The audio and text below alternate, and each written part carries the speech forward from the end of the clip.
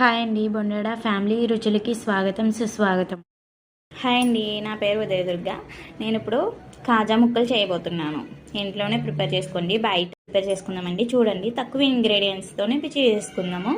ముందుగా మనం మైదా జల్లించుకొని ఉంచుకోండి. తర్వాత వాము, నువ్వులైనా వేసుకోవచ్చు. నేను వామును వేస్తున్నానండి, ఆరోగ్యానికి బాగుంటుంది, మనకు డైజెషన్ కూడా బాగా అవుతుంది అని చెప్పేసి నేను వామును అయితే వేస్తున్నాను. నువ్వులు కూడా వేసుకోవచ్చు, బలమే, కాకపోతే నేను వామును అయితే వేస్తున్నాను. ఉప్పు, కారం, కొద్దిగా సోడా, ఎందుకంటే కొద్దిగా పొంగడానికి వేస్తున్నానండి, చిటికెడు అంతేనండి. వేసుకొని ఇవన్నీ వేసుకొని అంతేనండి, ఇలా వేసుకొని కలుపుకోవాలండి. ఇలా వేసుకొని కలపాలండి మైదా పిండిలో. అంతా మిక్స్ అయిన తర్వాత దీన్ని మనం వాటర్ వేసుకొని కలుపుకోవాలి.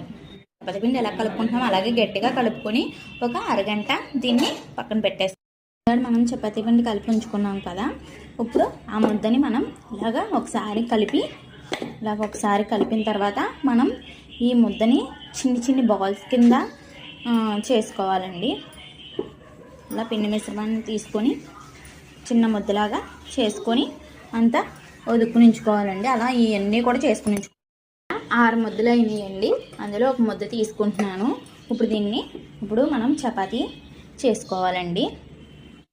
నేను పలసగా అనేది చేసుకున్నాను. ఇప్పుడు మనం వీటిని చాకు ఉంటుంది కదండి, నైఫ్, దాంతో మనం చిన్నగా ఇలాగా మీకు ఏ షేప్ కావాలంటే ఆ షేప్లో కోసుకోవచ్చు. నేను డైమండ్ షేప్లో కోస్తున్నానండి. ఇంకో చూసారా, ఇలా కోసుకుని ఇలా కోస్తున్నానండి.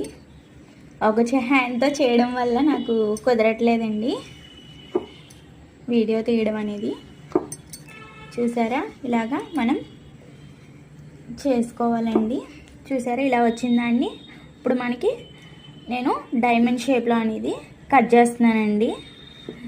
ఈ షేప్స్ అన్నీ వేగిన తర్వాత ఈ షేప్స్లో మటుకి ఉండవండి, ఇలా కట్ చేయాలండి. అంతేనండి. ఇలా చిన్ని బైట్స్ కింద చేసుకొని ఇలాగా ఒకదానికి ఒకటి దూరంగా వేసుకోవాలండి. అప్పుడైతే మనకు అంటుకోకుండా ఉంటాయి. ఇలాగ మనం దూరంగా వేసుకోవాలి. ఇట్ అయిన తర్వాత మనం ముందుగా చేసుకున్న చక్కెరపానం ముక్కలు ఉన్నాయి కదా, అవి ఆయిల్లో ఇలా వేసేసుకోవాలండి.